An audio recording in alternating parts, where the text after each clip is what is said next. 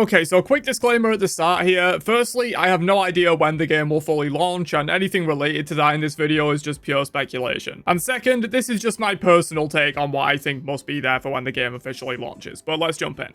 Today, we become legends.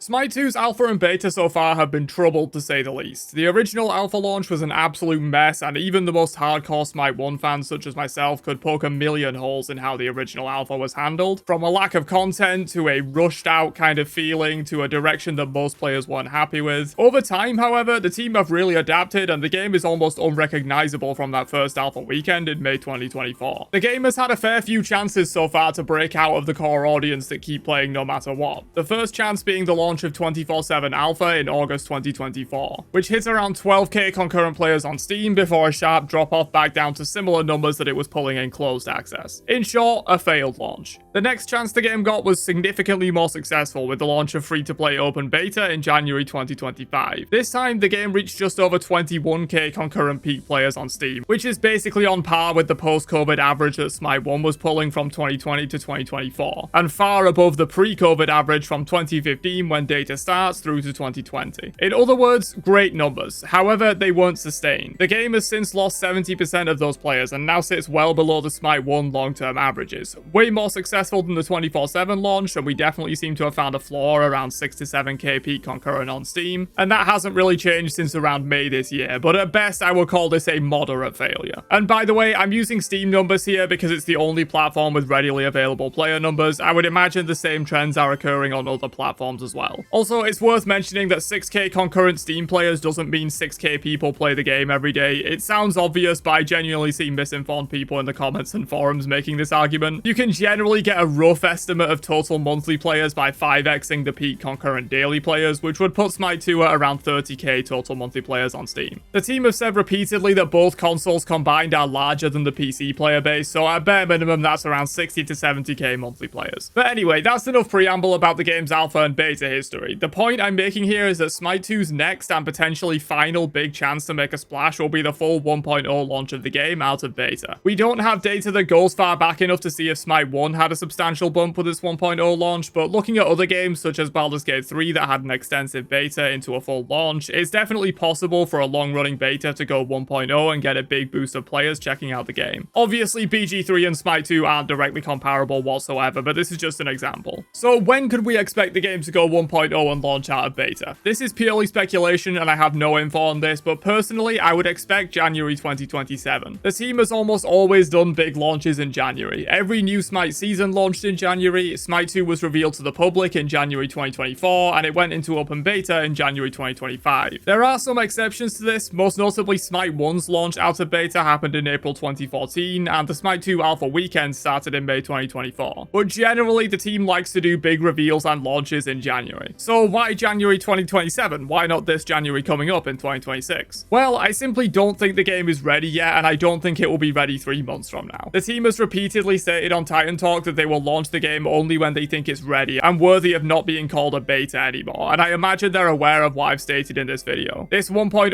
launch will be the next and possibly last big chance for the game to reach a wider audience than it has now, and for players who quit in the alpha and beta phase to return to the game. You want the game to be in the best state possible when that happens. Don't get me wrong, an absolute ton of progress has been made on the game already since the alpha weekend launch about a year and a half ago, but there's still work to be done, and they probably don't want to blow this next chance at long-term success for the game by releasing it too early. That's part of the reason why people lost interest in the game in the first place. So for these reasons, I find it very unlikely that we see the 1.0 launch of Smite 2 in January 2026. It's possible they launch later in 2026, but I would expect a full launch to happen in January due to their previous tendencies and probably wanting to set up a seasonal structure like they had with Smite 1, which makes the most sense to start in January. Hence why I think January 2027 is the most likely time frame for a full release of the game, given what we know now. That leaves 15 months of total development time, which I think will be more than enough to get the game into a state that the team is happy calling a full release game. The game so far has had only 17 months of full development since the alpha weekend release, and the progress made in that time is extremely obvious. Assuming the team continues with one update every 2 weeks and takes 4 weeks off in December, that would mean we have around 33 major updates before release. That means 33 more god releases. Let's say conservatively that there will be 3 all new gods in that time, so 30 god ports, which would bring us to 96 out of 130 of Smite 1's gods. This is all assuming the god porting pace doesn't change, which it could. The team have said there's a possibility they could port gods faster once more of the core game features are fleshed out. I would imagine they're also making quite a bit more money than they were for the first year of Smite 2's development, where the player base was much smaller and they weren't making skins, so they might be able to hire extra people as well to help with this at some point. Again, all speculation, but it's a possibility. Assuming nothing changes with god ports though, we can expect 96 Smite 1 gods to be in the game by January 2027, plus some brand new gods which will bring the total to over 100. More than a healthy roster for the full launch of the game in my opinion. Yes, there would still be 34 Smite 1 gods missing, which does suck for those who main those gods, but I think waiting until every single god is ported to full release the game is unnecessarily delaying things. So just over 100 playable gods. What else do we need for the full launch to be a big success? Personally, I think an all new Conquest map akin to what we got in seasons 2, 5, 8, and 10 of Smite 1 will be pretty crucial. The current map is getting better for sure with the small updates they've been doing to it, but there's something special about a brand new map launch that everyone has to figure out that I think would be essential for a 1.0 launch of the game. This is another reason why I really don't think the game will launch in January 2026. The team have stated on Titan Talk that they're currently not working on a brand new Conquest map and are planning changes to the current map instead. Even if they started today, there's no chance they could get a brand new map up and ready to go within 3 months, especially while continuing their 2-week update schedule. Even if they dropped everything and didn't update the game at all for 3 months and put everyone on making a new map, it probably would be a tough ask to get a brand new map by January. I only bring this up because I see a lot of people in the community asking for a brand new map in January, and I just want to stress that's extremely unlikely at this point. However, a brand new map for January 2027 is much more doable, and I think having this for the full release of the game would be an essential element to it being successful, as the current Conquest map is one of the bigger complaints people have about the game. Like it or not, Conquest is the flagship mode with the largest player base that's most likely to attract people from other MOBAs and most likely to succeed with esports. The fact that the current Joust map puts Conquest to shame is evidence that Conquest really needs an update. If they can bring the visual quality, detail, and cohesiveness of Conquest up to the standard that Joust sets in Smite 2, alongside some big gameplay shakeups, that would do wonders for the full launch of the game, and is another reason why I think it isn't super close to full release right now. The next thing we need to address for full release is the bugs. I get it, it's a live service game that gets updated every 2 weeks, there's going to be bugs, and that's inevitable. But the current rate of bugs and how quickly it takes them to get fixed is just about excusable for a beta game. It would look pretty bad for a game calling itself fully released. The 1.0 patch needs to be as stable and bug-free as possible, at least to the standard of Smite 1. That game had a lot of bugs too, but I don't think I'm crazy in saying that Smite 2 is significantly more buggy than Smite 1 right now. I do think this will get better over time, as the development at the moment is very rushed and they are trying to get as much content into the game as possible, which leaves little time for QA on this kind of stuff. Part of the reason why Smite 1 was less buggy is that we got updates every 4 weeks instead of every 2 weeks, and there weren't as many new features, systems, and shakeups as we're currently getting in Smite 2. As the game matures, there will be less of this fire in the basement development style, and more polish will come with that. But I do think a lot of effort should be made to make the 1.0 patch as stable and bug-free as possible, since, as mentioned previously, this is the next and possibly last big attempt to get old players back and new players in for the game. If they boot up the game on full release and immediately encounter several bugs, it's not a good look. Next up is something that I hear as one of the biggest issues people have with the game right now, and that's toxic players, trolls, and just player bans in general. Me personally, I don't seem to encounter this as much as some people claim to, and while I'm sure there are some people who just want their teammates banned for having a bad game or spamming VGS, there are legitimate issues with the amount of toxic players and trolls in the game currently. I just don't think it's as big of an issue as some people make it out to be. However, what I think the game needs in this regard is a more nuanced ban system. If a guy is hurling abuse in text chat but otherwise playing the game normally, ban them from text chat, don't ban them from the entire game. If a guy is intentionally feeding in ranked games to de-rank themselves or troll their ranked teammates, ban them from ranked. Then if they continue to do that in casual, you can ban them completely. At least on the toxic player side of things, I think chat and VGS bans should be way more common. That way you don't have to ban the player from the game, you just ban them from being offensive in chat. Obviously, if they're also trolling games and inting while being toxic, then you probably have to blanket ban them, but I think a more nuanced system would help this issue and allow them to do bans more liberally than they are doing right now. Next up though, more aspects. I think it would be ideal if at the full launch of the game, every god had at least one aspect. It's one of the coolest new features of Smite 2, and it's sad to see that some gods that have been in the game for a long time still don't have an aspect. Odin has been in the game since the very beginning and he still doesn't have one. There are currently 17 gods ports in the game without one, and generally they are releasing all God ports with an aspect nowadays, so if they can continue to do that while sprinkling in an all God aspect occasionally, I think every God having an aspect for full release would be doable. Assuming the full release does happen in January 2027 like I'm predicting. There will be 32 updates between now and then, so they would basically need to keep the update schedule of new releases having an aspect and sprinkle in an old aspect every other update also until January 2027. And at that point, we'd have a full roster of over 100 gods, all with aspects. Obviously, there are some older aspects that might need reworking, such as Loki, but I think it would be a great milestone to achieve if the full release patch came with every god having an aspect. Obviously, this is extra work to make happen, and I imagine the team are already running at maximum capacity, but with the core systems of the game becoming more complete, that might free up time to work on some other things like aspects. Previously, they've had to devote time to a god builder system, the new match lobby, the wandering market system, the brand new joust map, and a litany of other features that the game was severely lacking on its original release because of how rushed out it was. At some point, the game will be complete enough on a core systems level to where these big features won't need as much time and be as much of a priority, which could free up some time to get these remaining aspects done. They also might be in a position to hire more people at some point, but that's not a guarantee. I have no idea how the financials are looking at the company right now. And finally, one more thing that I think the full release of the game needs is a brand new god release with some real hype around it. The team have talked about this before on Tie and Talk, but most of the brand new god releases for Smite 2 so far have been very underwhelming in terms of the hype factor. The designs themselves I think have been amazing. I'm a big fan of all four of the brand new gods, with Mordred and Aladdin being among my favorite designs across both games. But they lack the big hype factor and anticipation that Smite 1's new god releases used to have. There's no big god reveal video or media campaign, there's no theming with a patch revolving around them like we had in Year 10 with Surtur and Matikaras, ushering in the season of monsters, and then Ishel heralding an era of hope against the darkness when she released. Stuff like that really adds to the hype and build up of god releases that has just been missing in Smite 2 so far. Thankfully, the team are aware of this, and they've said multiple times that they're delaying brand new god releases and focusing more on ports so that they can make a bigger event out of those brand new releases. I think a brand new god with the launch patch being themed around them will be essential to a meaningful 1.0 launch. But anyway, there's probably a few other things I could have mentioned here, but the video is getting long as is, and these were the best things I think, and these were the biggest things that I think the game needs to succeed on its 1.0 launch. What do you think? Leave your own thoughts down below on what you think we need for full release, and I'll catch you guys for another one later on. Have a great day, and peace out, you nerds.